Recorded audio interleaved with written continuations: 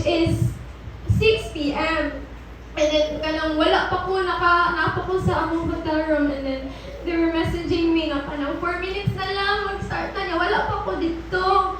And then, kanang murag, naglain na dyan ako ang pamati ba, kay kanang murag, kanang ganing, mura na ko, kanang nagpanic, cause, dili ko ganahan ba, murag ako ang makakos. Thank the Lord, cause, among gisakyan na jeep, kay kanang, iya dyan kong gihatod sa venue, as in.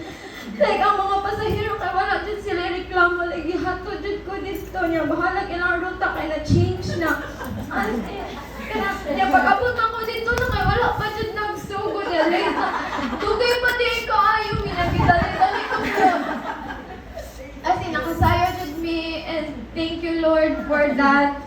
So, on the day 1, which is pamana, dirigi ko ani Pastora Gail, iyahang sulti dire is about our church, about our family, our Foursquare family. Now, what struck me most is basically ang giingon dito nga, you cannot grow in isolation. And I relate to that is because naatay season sa akong life where I isolated myself from my family, my church family. And I'm so thankful for the Lord because ako ang church family, kanang dili mo give up, ganit na po. Kumusta naman ka? How are you?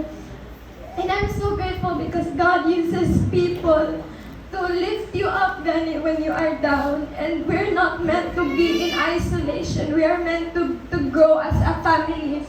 When nakaingon ko sa akong self ba, why am I not growing? But the question that I should be asking is, where did I plant my seed? Where was I planted? And nag-plant akong seed somewhere na dili ko makagrow. Walay sunlight, walay ka ng water, because kung nag-isolate na ako in one place. But now I know that growth comes with being with one another, uplifting one another, being with our church family. And I'm so grateful for my Foursquare family because ang giingon nito, it's not about the church, unsa kanindot inyong building structure. It's not about unsa kanindot mosulti inyong pastor, inyong grammar. But what makes the church good or what makes the church beautiful is because our family worships the one true God. It's because God is in the midst. It's because we have the presence of the Lord, which is very important. Worship is very important, guys. Kaya sa ako ang part na busy kayo ko nahimo siya excuse akong school. And then God brought me in that karon kay dili na ko part sa among DL. And kanang despite that I'm so thankful kay naka-realize ko ba nga kanang murag in this season of my life God is teaching me to be humble. We are not our achievements, we are not our titles, we are not everything that we have. But we are God's children and God just wants to be close to us. Muna dyan na ang ipangayon ni Lord, connection between you and Him. So, I just want to say nga, sila na mo continue sa the rest for the day, pero muna ako masulti guys nga, you are important to the Lord. God is calling you. Naana dyan siya, like, maragaan na siya siya kamot. All you have to do is to accept His invitation. And wala na. Thank you so much for the opportunity, for the people na gigamit ni Lord for providing financial nga kanang support for our church family. Thank you so much, Mabolo. And I know God will do great things in our church. God will revive us. And I just want to pass on the love nga gihatag ni Lord kasi mo sa na message nga kanang kung unsa atong nadawat, dili lang kita-kita, but we also have to share. We have to share, guys, because a lot of people need that love and they don't know asa nila makuha. So, I hope na kita gamiton ni Lord na atwa silang mapaila sa bugman sa Thank you. I'm so blessed na naka-agto po. It's my first time na sakay over airplane. Pero di ko mahadlok ko sakay over airplane. Kaya nga naman, lahat mo po o high basis. Sige na kong sakay-sakay o high basis. Anong kaas. But I want to express my gratitude unto the Lord kay the first day kay wala pa mami Monday miniabot dito gikan mi nabot mi og 7 I think 7 po siya. And then wala pa mi kuan kapuy-an ato kay Tuesday pa and in afternoon +2 ang in. So nakipuyo sa mi dito. And I'm so overwhelmed kay nga naman we are just treated amazing because ako maanad nga itrato ko nga panapitang somebody nga wala ka ila nimo tagdon ka wala kay buhaton ultimo maghugas tanan accommodate ka wow makaingon ko nga super wow tanang pagkaon i-prepare sila yung magluto pinagpabahaw tapos maniotong katong panihapon ako tulog kami dako na nislagasan na ako I'm so overwhelmed daghan pag me I think we're 10 11 so daghan ming gipakaon ako wow niko I'm so amazed ako Lord how beautiful the heart of these people Lord God nga i-accommodate me niya wala may ipaamot ako ganahan nakayon ko nila ganahan kong muhatag para ako kay wala akong daghan kayo may pakanon so one thing akong gibalik sa Ginoo ana is gigamit sila sa Ginoo sa place which nga kami needed na ay somebody nga mo help namo for us nga less among expense because among money is budgeted.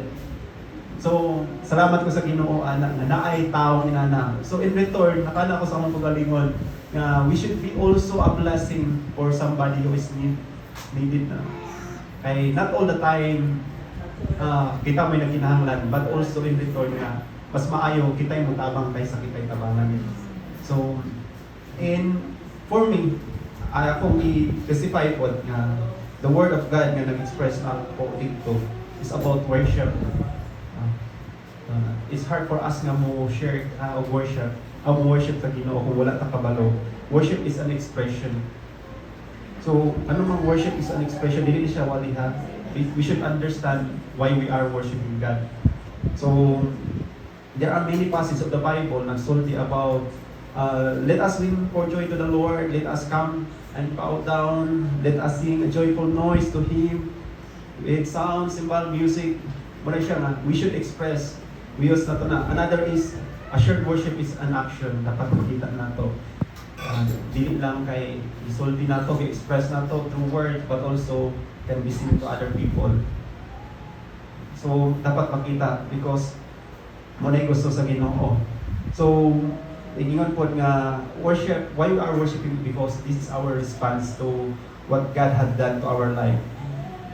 So for us to complete our worship, dili lang kay you express it, but we are worshiping God because also we have shared worship na through submission. We submit to God. We cannot say that you are worshiping God without submitting to God.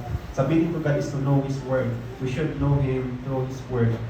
So a shared worship also is a transformed life.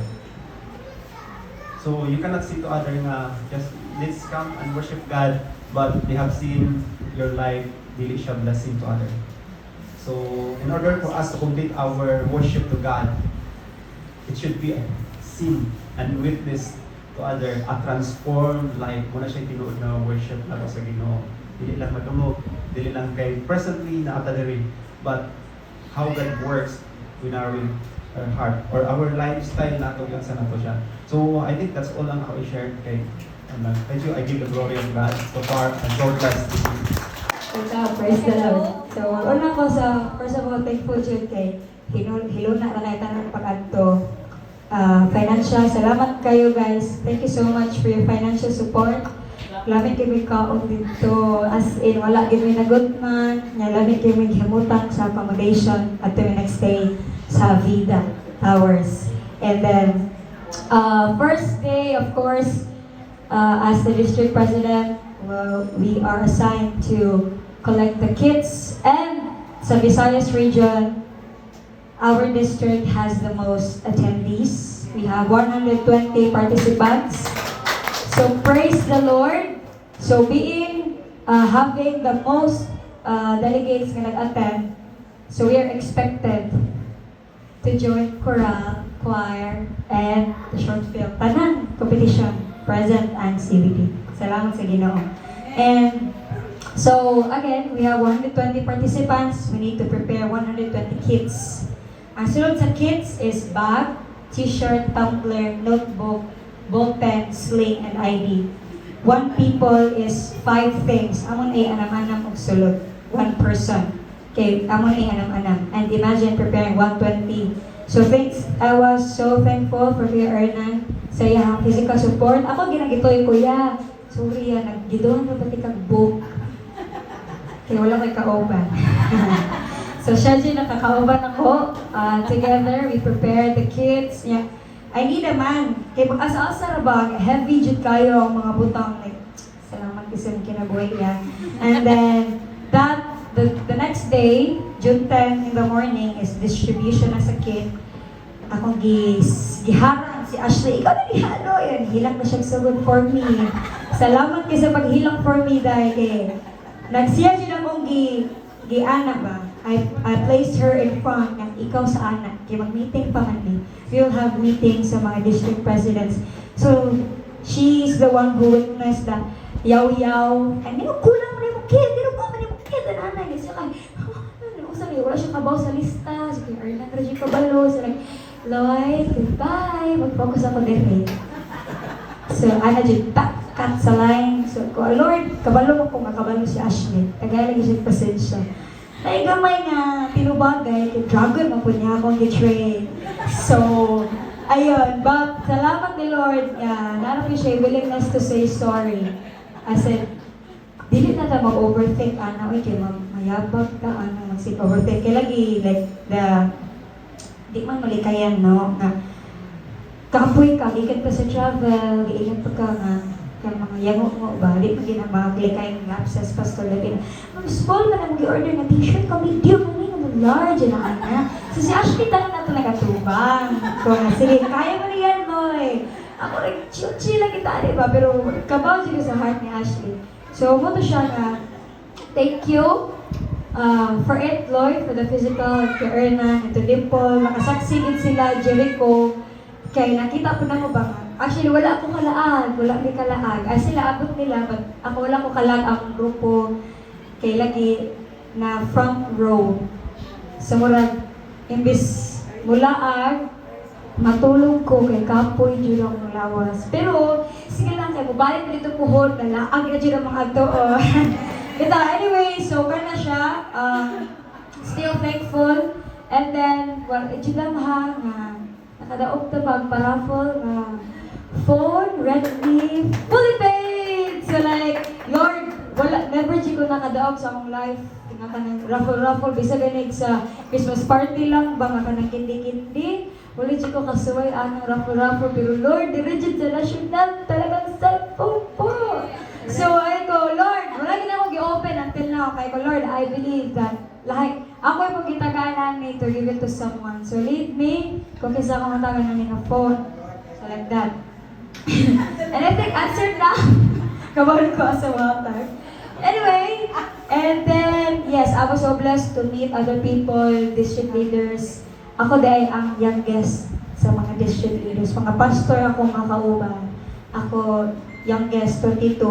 Tapos, sunod na ako, 23. And I just wanted to share, day 3, we talked about pamumuno or leadership, shared vision. So I just wanted to tell you that leadership is discipleship, not just here in the church, but anywhere we go, sa ato workplace, sa ato house, we believe discipleship is everywhere. So leadership is discipleship. It is our task to prepare leaders who will eventually replace us. It is our task to prepare the next generation.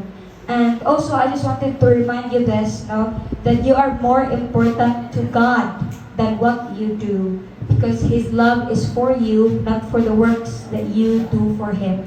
So, reference for that verse is about during Jesus' baptism, when the clouds of heaven opened up and then the voice of the Lord said, "Behold, this is my Son, in whom I love." So remember, Jesus was baptized. Wala pa siya gibuhat ng ministry. Anything else, wala pa siya gibuhat. But God the Father acknowledged Him. He said to the public, "This is my Son." So that's identity. This is my Son in whom I love. So muna siya before, like, the love of the Lord is for you, not for the things na gibuhat para sa iyaha. So, we are driven, atong work is driven sa love ni God to us. So, murag fuel na to ang love ni Lord to do His purpose and destiny. Purpose and will, sorry. So, yes, that's it. True leadership, collab, UFW, UFM, UFY. We collab, we need one another to do the works of God.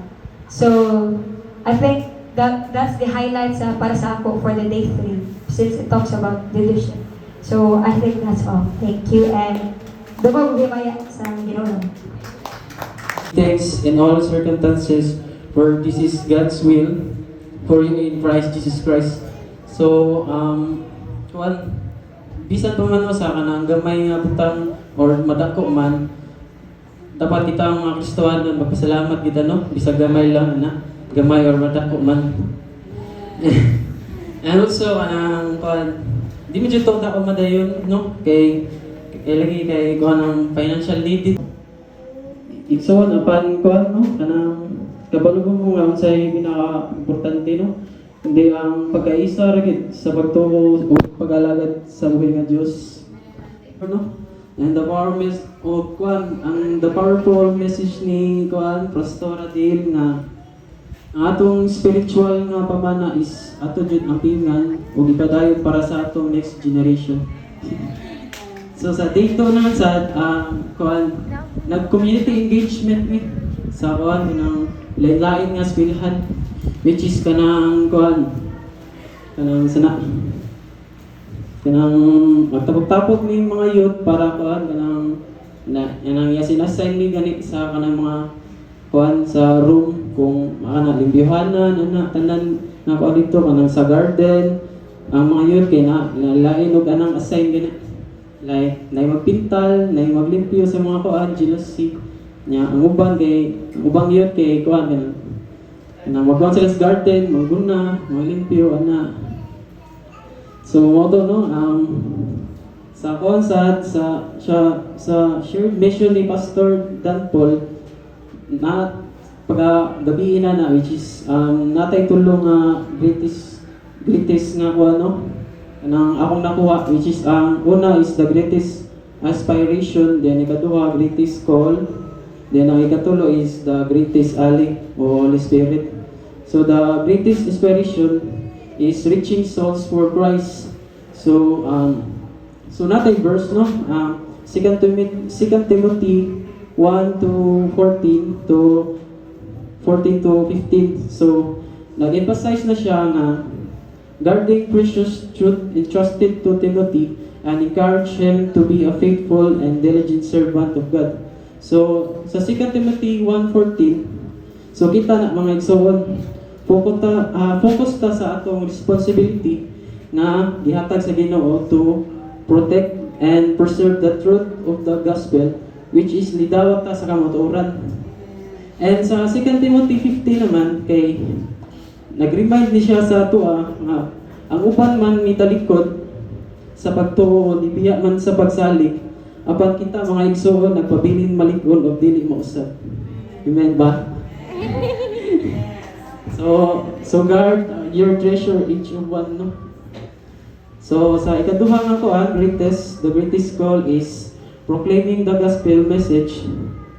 So na siya verse nga akong nakuan, which is ang 2 Corinthians 11:23-28. Na-focus siya sa institution of the Lord's Supper, then emphasizing the symbolic presentation of Christ's body and blood, and need for self-examination before participation. Nya ikaduha naman nga verse is verse sa Philippians 3:7-9 speak about the surpassing value of knowing Christ Jesus, and also Paul declares that he considered all his past achievements as loss compared to surpassing worth of knowing Christ Jesus. Then katulong ako ang verse nga nakuha diri is 2 Timothy 1:7. For God has not given us a spirit of fear, but of power, of love, and of sound of mind. Then sa last is Romans 10:17. So then faith cometh by hearing, and hearing by the word of God. So kanita na mga igsoon. So we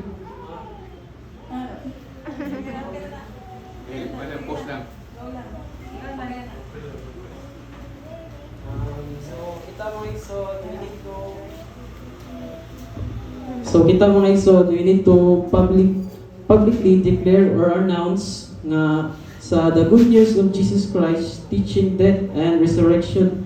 And also kita mga igsoon, mo share ta sa message of salvation and inviting others for believe in Jesus as their Savior.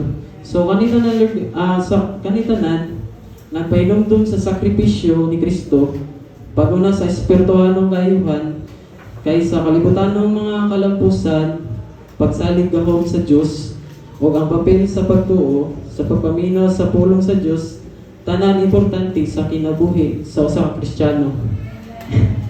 So ikatalo ay the greatest ally o Holy Spirit is the empowering presence of God. So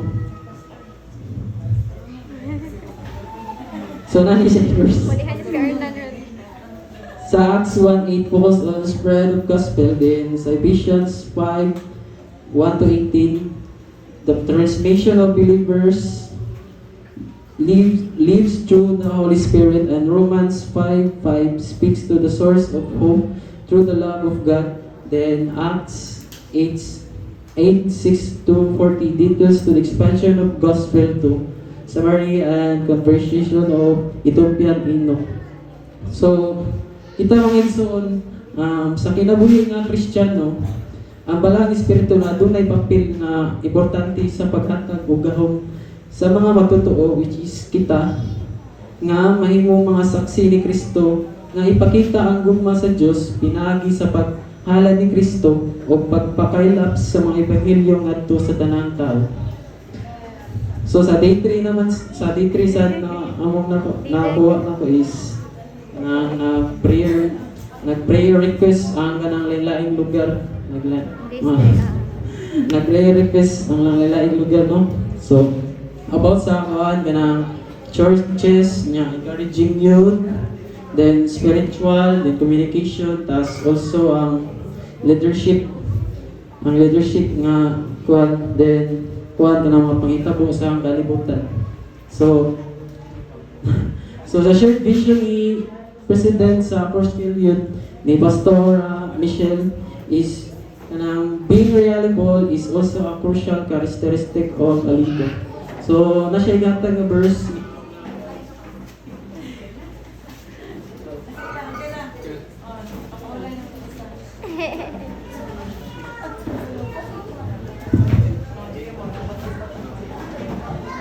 So na siya igatag nga verse. So sa 2 Timothy 2 verse 2. Kung sa English version is kanang sa 2 Timothy 2 and verse 2. And the things you have heard me say in the presence of many witnesses, I trust to reliable people who will also be qualified to teach others. So sa Bisaya version ug ang mga butang nga imong natungog gikan kanako sa atubangan sa daghang mga saksi, itugyan kini ngadto sa mga kasaligang tao nga makahimo usab og patudlo sa uban.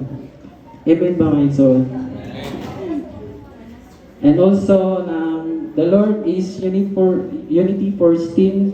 So natay kanang loving mentorship, which is our mentorship happens when experienced leaders and empower new leaders. Then love is the foundation of leadership. We collab with love, true leadership conquer. Then leadership is discipleship. Then true loves never give up. So in short, magmahal ka ng Foursquare. In short, magmahal ka ng Foursquare. So kinsa may diri na uyab nga din Foursquare gyud. Bawal na. Di bitaw kanang pwede rin nato dadon sa ato ang Foursquare nga simbahan. So sa sa day 4 kay pagdakila. So sa share worship ni Pastor Samuel na mapasalamaton kita no, yun no, sa kamayo sa Ginoo sa atong mga kinabuhi.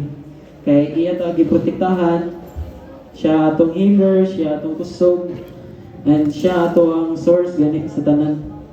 Og labaw po tayo sa tanan, God is everything to us no. And also ato siya i-center sa atong kinabuhi. So sa dili pa ko maged, nasa tayo ko ipasalamatan nga ta no, which is si Brother Hernan, which is karon is pastor na siya.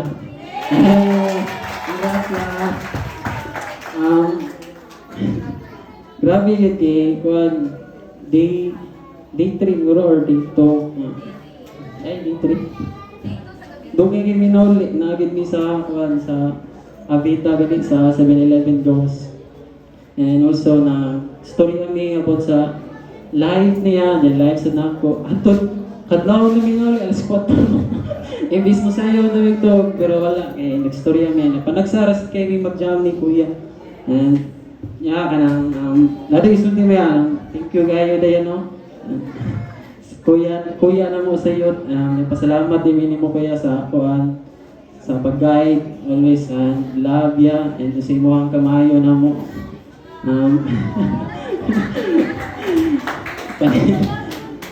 Murag, kuha naman is Kuya, murag, napakasanday sunod ya. Wala na si Kuya. So, mura to no, dagan kayo salamat sa tanan. O Sister Mika, murag pastor mo na ini si Jericho. Jer, uyog na ka na ako sa tabugon ha. Okay, doon na tayo nga ikay apoyo na ako. Nga nagsabot namin ni Matmat gabi Si Matmat, mukuyog na ako sa Matmat. Hallelujah. So may Mat, give me your messenger account. Kaya rin napunta ko nimo, rin mukuyog ta. Ako sa gawas, yun na sila. Okay? Yung mga tumis na bugon, kuyugon ako sa Matmat. So, sige na doon. Okay?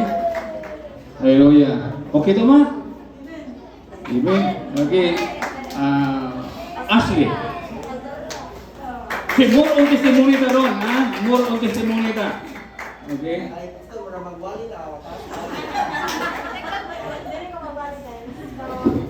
May buntag sa tanan. Dili ko kanila. Okay, so first of all, I just want to thank the Lord no, sa iyang gihatag na mga joy, sa provision, sa strength, ngayong gihatag as in, grabe dyan ang pasalamat ni Lord. And sa amo ang sponsor, thank you Kristaman, and to our Pastor Jimmy at Eunice, thank you for your love and support sa amo ang mga youth. And kanang nadyo niya ako sa akong heart, guys. So, sa amo ang instructed sa akong heart is ang pamumuno, which is leadership. And as a Bible school student kay kanang niyo jud ko ni kanang sige jud ko cry out ni ate during sa mong Davao because kanang she's our kanang CVD president and mudagan siya dito, mudagan siya diri, and during sa mong first day kay naajud ko yung nakaaway guys, and as a kanang tao masad ta and mga dili jud tayo perfect no, and mga so, najud ko yung nakatubagay, usap ko ka president, and yan najud ko nga Lord ka na being a leader, diligid siya nga nakasayon nga she's handling 100 kapin me katao, and at least gamay din siya. But yan najud ko nga dagan siya dito, dagan siya diri, and ako ang iyang assistant, and ako jud ang mabuthan sa mga kanang mga youth bitaw sa mga uban nga mga leaders nga nangingani man ni ako sad kay kanang murag musurot sa jud akong dugo no kay tabi at masuko pud tabat niya sige jud ko ingon ni Lord nga Lord, thank you kaayo sa life ni ate because kanang sa ako manggod kay mo cry out jud ko ni ate nga nganong ako manggid permi nganong kanang ako yung permi kasapaan nganong ako jud like kanang loy uno dos niya diligid siya kanang para nako kay dili siya lalim but kanang mayon jud ko ni ate nga unsa day gamit sa uban, unsa day gamit sa kanang mga youth, unsa day gamit nila, kanang permi man ako. And mayon jud ko ni ate nga unfair kay ka. But believe ko ni Lord nga ate is not unfair. And ano dyan sa ko ano, looking back, I now understand that every correction, every scolding, and every word she spoke with firmness was never meant to break me, but to build me. And makaibagod ko nga, dili siya lalim, and her countless scolding, may gud siya loy, oh no. And iyang mata lang iyang palihok ko, mahadlok na jud ko. Pero, those countless scolding were not born out of anger, but out of love. Gidawat ko ni ate sa panahon nga down jud kay kustanan, and siya makaingon jud ko nga kanang sumusunod siya. This is a child, spoken in God's will. And at the same time, it was really hard for me yun guys, kay makaingon jud ko nga kanang si ate kay permi jud ko makasab-an, permi jud ko niya madukdukan. Permi jud like, but sa akong heart kay gi-realize yun ni Lord sa ako nga it was meant for me nga kanang it was molding me and preparing me for the battleground of life and ministry. She didn't leave me to stay where I was. She pushed me to grow, to fight, and to stand strong in faith. Because as a person, muhilang ragid ko. But ate lead me to stand firm kung unsa jud ko pa unsay purpose nako diri sa kalibutan. Her discipline taught me how to endure. Her words became my armor, and her example still guides me when the battle gets tough. So, nakaingon siya ko nga, Lord, thank you for giving me the wisdom, because leadership is not that easy, good. You're leading a lot of people, and you're becoming a kanang good example bitaw. So kung unsang atong character will reflect na to other people. And kana siya, and ingon dito sa ni Ate Mitch, no nga, leadership is not about titles or position. So as a leader, dili kita ang magpa-serve, but kita ang serve to other people. And it is not about, leadership is about influencing others, empowering people to grow in their faith and develop their leadership skills. So, if you are convicted by the Lord to lead, no, I am encouraging to everyone na we are the head and not the tail. Because this generation needs a set of leaders, and not just kanang magsunod-sunod lang kita guys, no. This generation needs new leaders yun, because as you can see, we're in the last days, and sa ako nakita gid sa panahon na to karon sa atong country kay kanang more on kanang kuan na gid siya mga daghan na gid kun baki. So if you are convicted by the Lord, step up and be a leader. And leadership is discipleship. Faithful leader continue to raise up new leaders. So I am here standing in front of you. Gidawat na dyan ako ang kamatuoran nga mahimo na gid ko leader nung stand up na dyan sa ito. So, wala pa dito guys. So, and also, pasalamat dyan ko ni Lord. Last na gini guys. Promise. Pasalamat ko ni Lord because as conjud ko guys, kanang serve kay ko mapagkataon, hilak ko. But believe jud ko ni Lord to become a warrior bride, a warrior for Christ. So, and also, kanang after na ko nagdagaw, wala na jud ko work. Nag-resign na jud ko, but I know that the Lord has better plans for me. So, ang tanang lungog himaya. Amen. Ako, kay Nakoy response. Wala akong katungog. May response. But, yes. And that is the reality. My testimony, I could say my testimony, before I went to the Bible school, I saw a vision. A vision, God sold to me a near part of the Bible school. When I heard about when I saw that place, I asked the Lord, Lord, where is this place? And I heard the Spirit says, you will stay here for 3 years. And then that is my 3 years staying in the Bible school. That is confirmation.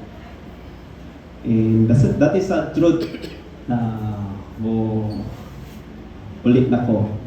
But one thing I know for sure, if you really want that God walk with you, make sure that you are going with God.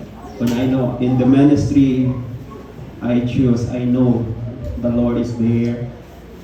Kung asa man ko, I don't know what future await me, but I know I trusted God, I walk with God, I follow God. So way back, I want to testify myself before. How did I know that I am really called to become a pastor? Before, maybe some nakadungog na sa akong testimony. Way back when I was in the womb of my mom, my mother wanted to abort me because that time akong gisundan is 1 year old pa niya. Then she became pregnant again. So she wanted to abort me at that time. To tell you the truth, I came from the poor family. Amo ang balay sa una, saksa nga kawayan. And because namatay akong papa when I was 1 year old pa. And akong mama is dili siya mo puyo balik sa iyahang inahan. It because 16 man sila kabuok mo nagsuon. So when my father was died, she received a simply judgment. Ningon siya, dalaga na ako igsuon. For sure, mabalik na ni siya sa mama. But mama stand up. And si mama, grabe, ang iyang pag-antos na mo. Actually, we are 4 in the family, 4 siblings, 2 women and 2 boys. So I'm the youngest. So as I grown up every night, before we sleep, tapad ko ni mama because I was the youngest. Di ko palupig sa akong mga igsuot, tapadid ko. So every night ang ko mama nag-pray siya.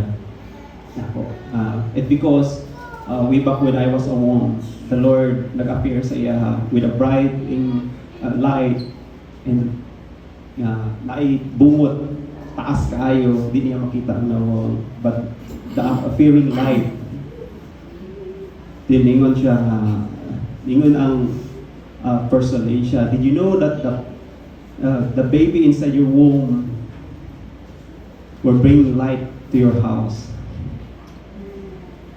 So, that time, si mama, wa siya kabalo, wa siya kasabot.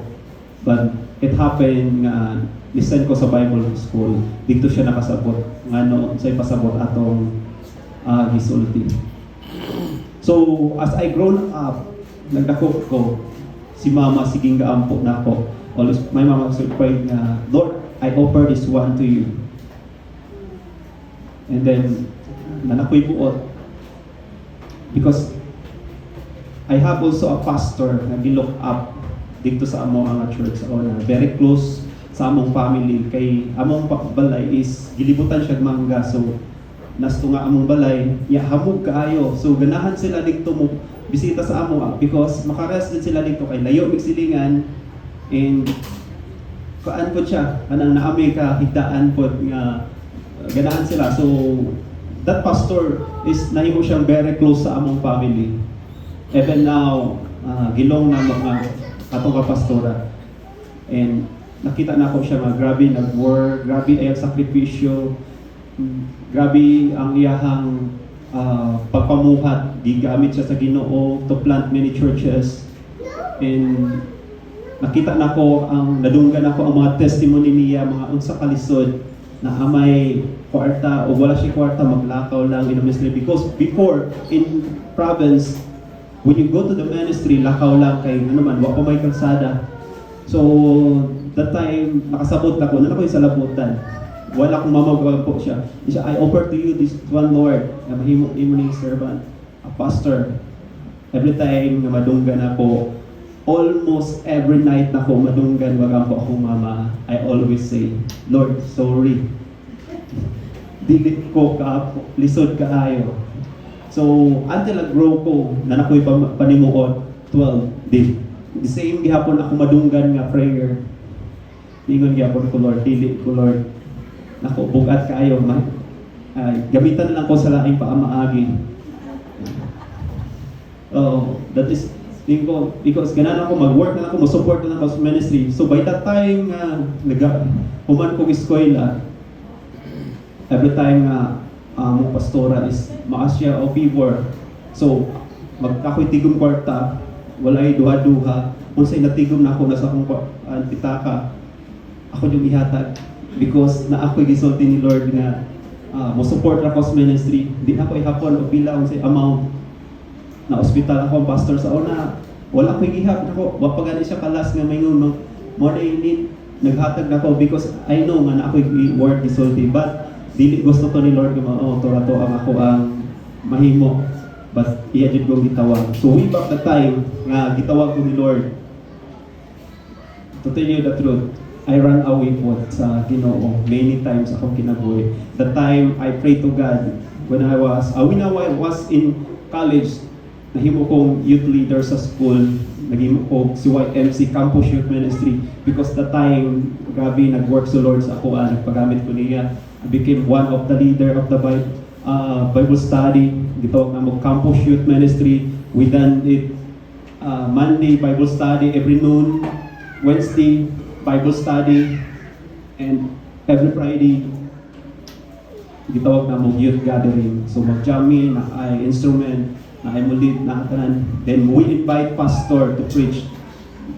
Different pastor, different denomination among gitawag, and I made nga nahimo kong close sa uban-uban kanang lain-lain nga pastor during that time. So the time I'm so very close with God, but Satan tricked me. So I was fallen to a wrong person. But God, at that time, I asked God, is this the right one, the right person, Lord, you give to me? And the Lord, I received the response of the Lord that this one will become part of your life. So, diligid siya. So, Lord, so I made it na gilikayan ako itong person. But the more ko naglikay sa yes, the more akong heart beat, mag-fall in love sa iyaha. It takes a year nga naglikay ko sa iyaha. After a year, ako, okay, yes. And by the time nahimo nang kami, nahimo akong leadership sa school as a leader of the CYMC Campus Ministry. So, I'm standing dry na layo ko sa Ginoo. But the time wala na ako sa Ginoo, there are many times I received prophecy from the Lord using by His man. I was in a wrong relationship. And one thing I heard, miningon siya, God has someone gi-prepare para sa imuha. So that is, naghintag na ko o kalipay that time. So way back, fast forward, nga ni-graduate na ko, na-dry na ko, ningon ko, I was really broken that time. Ako ang prayer ni Lord because I felt I'm stubborn sa ako ang mind and heart. Okay? Wala gihatag ni Lord akong gusto na person. So I felt stubborn that time. Ningon ko, that time as I was 25 years old. Ningon ko, Lord, pwede bang pasagda na lang ko isa nimo? Pero ayoko ipaabot sa mga disgrasya. Because I was stubborn that time nga, wala ko ni answer ni Lord. That is the truth, my testimony. So, but niyo ko, Lord, when pag 30 na ko, imo na ko, ikaw na yung bahala na ako. So that is my commitment to Lord. So, that time, as I commit ni Lord at pray ko, exactly the year nga not really exactly the year nga nag-30 ko. By the time nag-turn 30 ko, I received a vision from God. Hindi ko na the time nga 5 years nga wala ko ni ingon jud katong 5 years nga ako ang gi-endure is dili ko ganahan magsulot og polo, musimba ko, mag-t-shirt ra kay because atos province once nga magsulot kag mga polo, tawagon kag pastor, magtak-in ka, tawag kag pastor. So ako ang ginisip akong self nga dili ko patawag, dili ko magdalag Bible bisag na ko'y Bible. For me to not be called nga pastoron ka. So ako nang gihimo nga gesture sa akong self every time maadto kog simbahan. So I refuse, but by the time nga gitawag ko ni Lord, ningin ko this is the right time nga nagpadayon si Lord na ako. When was the time nga gi-reveal ni Lord sa ako mahimo akong pastor, I said to the Lord, the first time na ako sa presence si Lord, grabe, nindot kayo ang presence si Lord. In the second day, I received deliverance from Lord. I was renewed, fully renewed, my spirit renewed.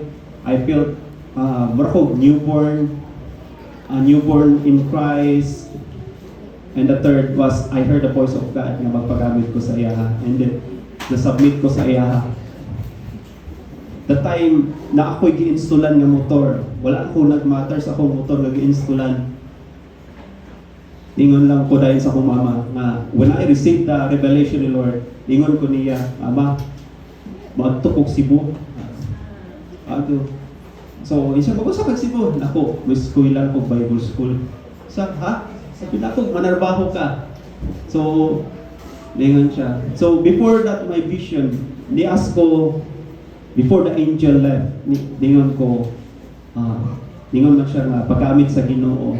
So, ako, Lord, can you tell, last one thing I asked, can you tell my pastora that I'm ready to go to Bible school? And that time, that is the day nga Wednesday, night prayer meeting ni alas 5 sa church.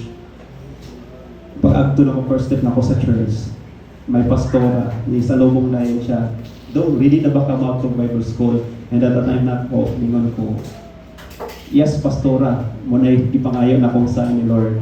So, moto ka time nag-yes ko, wala ko'y kwarta. So, that is Wednesday, pagka Monday dayon, biyahe, wala ko'y kwarta. That time, Monday, mo-travel ako pa Cebu, din ko'y kwarta ato. Even 20 pesos, na ko'y money, coins lang, because ako ang tanang kwarta, separation fee na ko from my company nga akong gitrabahuan is dili siya gani enough nga i-pay sa ako ang remaining balance sa akong motor. So sa pag-pay na ko ato, napa ko remaining 5 months. So I think worth of almost 20,000 pa to siya. So never mind na to siya. So akong kuan ako tong remaining na ko. So in short, ako isuon mo ay nagbayad atong continue atong remaining. Wala ko nag-ask niya, but i-offer lang gid siya nga siya mo bayad atong continue. Pero ako, wa ko'y kwarta na itong nabili. Kundi coins na lang. And even as I go to church, kay magpa-apo ko before ko maagto sa dire sa Cebu. Even plenty sa motor, wala ko, di ko kabayad. 20 pesos man ang bayad sa among pa down, pa sa church. So wala ko'y ikabayad. Nangayo pa kong mama. One thing na sa kumuna-una is always nga, unsa may Lord, kinsa may gamito nimo pag-agto nako sa Cebu. Kinsay mo plitin ako pagsakay sa Ceres. Kinsay pag-abot ako sa bato, kinsay mo plitin ako sa barge paingon dito sa sa Tampi paingon sa bato. And then paingon dire sa Cebu. Walk by faith lang Lord, because clearly nadungog na ako ang tingog sa Ginoo. So I simply obey God, and ako ana siyang lay down tanan sa iyaha. But ningon ra gud ko atong time very open ako nga maka-receive og milagro atong time ning ko Lord, amaze ko kung kinsa imong gamiton, kinsa man. Pero the time wala ko pasabi sa Ginoo. Without knowing ako pastor ni hatag nako and ako gigawin to sa pamilya. So Mao na siya time. So as I encourage as my testimony sa matag usa nato, we have truly God, siya may nagtawag nato. Is a living God. Nako nantay tayo nga mo share as nag-study ko nga in the life of Hagar. Si Hagar mostly kung makadungog tag message is katong mga highlight, mga the best, mga known person in the Bible. But I was lead in the life of Hagar. Si Hagar is, kung nakailam mo, siya mo ay usa ka servant siya ni Sarai when during the time na sila Abraham walay anak. In the book of Genesis chapter 16 verse 13, only one passage nga nagsulti nga in the book compiled from Genesis to Revelation nga ang Ginoo nag-describe sa iya og El Roy. It means God sees. Ang Diyos nakakita. So I know myself before na kung magtapok ang youth to the Church of Foursquare to give dito sa Amoa, maabot mi almost mi og 100 magtapok. So pagkadaghanag yun, labi nag mga tugyot kam ang mga young pro manguli magtapok yun mi, maabot yun mi mga 85. So daghan yun mi, yeah. So tungod sa kadaghan, I felt nga I left sa group because I myself dili ko person nga mo willing nga mo always mo stood up in the front, and many young people sa church nga always get chosen sa moagto sa front, like I salute Aubrey kana mga youth leader diri nga nahimong stand up, pero baliktad ko. I am always a person nga always behind the back. Mahilig ko maglingkod sa likuran and pinakakilid. Because I felt myself nga dili ko ka-level nila. But ang Ginoo nakakita na ako. The same Hagar. We always think nga ang matag-usa nato diri, they are somebody, they are special, na sila gift and talent. But ang Ginoo nakakita nato matag-usa. Even who you are, unsay position nimo na makas pinakaubos nakakita nimo ang Ginoo. But that is the time nga si Hagar nga ako nang i-share ni gamay lang. The one of the life of Hagar. Si Hagar is a slave siya. Wala siya control sa iyang kamagalingon because the time of Israel, once nga you are a servant or a slave, the entire life nimo, kung magkapamilya man ka, or family nimo is kamo mahimo gyud mong descendant of slave gyud sa family nga inyong giagalonan. But si Hagar is no control siya, wala siya masulti. So she was caught up into a situation nga dili niya gihimo. So the time nga nag-shortcoming si Sarai nga na out of patience siya nga sa dihang gitry niya nga to help God to fulfill the promise of God sa iyang kinabuhi because he heard nga maghimo siya a mother of nation kasi Abraham mahimo man siya father of nation. Gitry niya nga motabang sa Ginoo. Tabangan niya ang Ginoo nga mo fulfill kang Abraham. So using the life of Hagar. But what happened? Makita nato nga many people nato karon is natrapta or and also wounded sa decision sa uban. And sometimes atong suffering it's because of the failure of others. Other choice sa atong kinabuhi. So my point diri sa atong kinabuhi usahay na mag-suffer ta, maglisod ka with sa inyong situation, sa inyong status karon. It may be because of the choice sa ahead na bunto nga family. Sometimes mao na siya ay nag-distinct nato diha nga position. But the time nga nag-pregnant si Hagar, it because nakita ni Sarai nga si Hagar nga nanabdos siya. nahimo man siyang prideful in the sight of Sarai. So the time na-get jealous si Sarai to Abraham, but si Abraham, di agto siya Abraham si Sarai, ningon siya nga, kani siya nagpakarbuhon ako kay salig kay nakapanamkom na siya sa anak ni Abraham. But indeed, diha na si Abraham na imuha man na siya ulipon, you can do everything to her. So, gibuhat ni Sarai nga, na out of patience siya, iyang sakit si Hagar. It turned out in Genesis chapter 16 to 13, naagto sa wilderness si Hagar. And dito sa wilderness, nakiktok niya si Lord. So, sometimes sa atong life, wala ta kabalo sa atong kinabuhi. Feel nga, you are so downful moments sa atong life, but ang Ginoo nakakita nato every detail sa ato ang mga problema sa atong kinabuhi. Kung unsa man imong gibati karon, nakakita ang Ginoo. This Hagar simply a good example sa ato nga dili mga piniling katawhan sa Ginoo, because the chosen katawhan sa Ginoo is the Israelite people. They are chosen, the Jew. Kita mga Gentile man ta, but kita nakita po ta sa Ginoo. That is the one of example nga si Hagar nakita sa Ginoo when she was in the wilderness. Padungog siya sa tingog sa Ginoo. The Lord talked to her, and not just only talk to her, but give a promise. So ang Ginoo pod na ako siya gihatag nato nga promise sa matag sa kinabuhi nato. So mura siya akong short sa akong i-testify because I have no time. So I think this is my farewell sa matag usa. Akong pasalamatan kay ang matag usa nato kinabuhi. You are such a great blessing sa ako. Siguro one day in the future, if na ako'y time, I will put into my bucket list nga if makaanhi kong Cebu, mo visit ko diri sa Mabol, if God's willing. Kung asa man ko, I know na dili ko makalimot ninyo, and salamat sa inyong mga presensya na somebody silently nag-help sa ako to tell you the truth.